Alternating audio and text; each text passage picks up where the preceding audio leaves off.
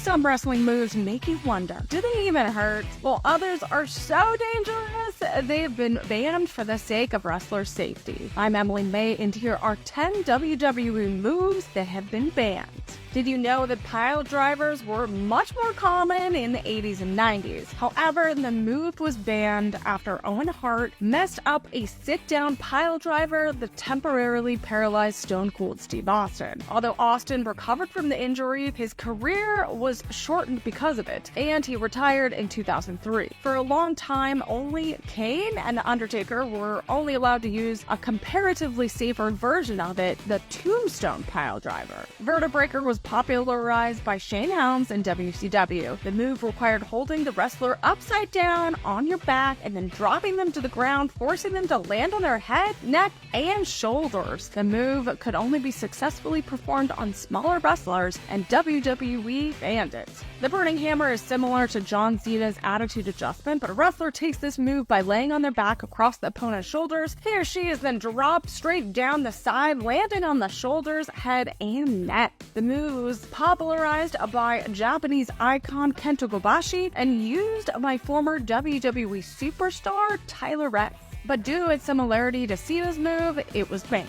As the name suggests, the Brainbuster is a brutal move. WWE banned it due to the potential for head and neck injuries. Goldberg's Jackhammer is a safer version of the Brainbuster, in case you didn't know. But it was really surprising to see Sami Zayn use the move on Gunther that eventually helped him to win the gold.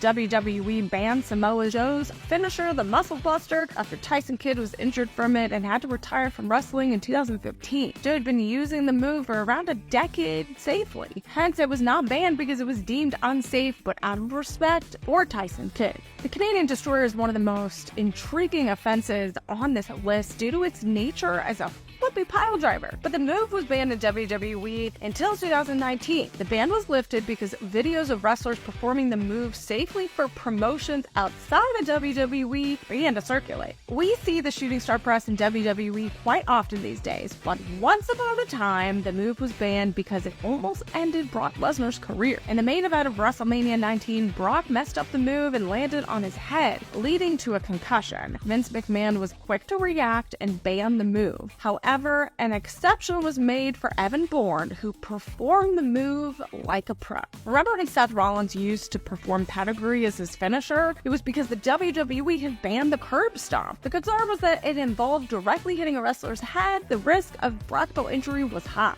Also, politically, it wasn't a good name to promote. However, Rollins convinced Vince McMahon to bring back the move a few years later as the stomp. The punch kick is one of the most devastating moves in all of wrestling. Randy Orton used to perform the move on his opponents to great effect as a finisher, but in 2012, the Viper was told to stop due to the concern that the kick could give his opponents a concussion. However, in 2020, Orton brought back the move and used it against wrestlers such as Christian, Shawn Michaels, and Ric Flair. Chair shots to the head are one of the major contributors to health problems in professional wrestlers. Even though the chairs used are lighter and maybe softer than real folding chairs, they're designed to bend. There are still solid objects that can lead to a concussion. After WWE went PG, chair shots to the head were banned.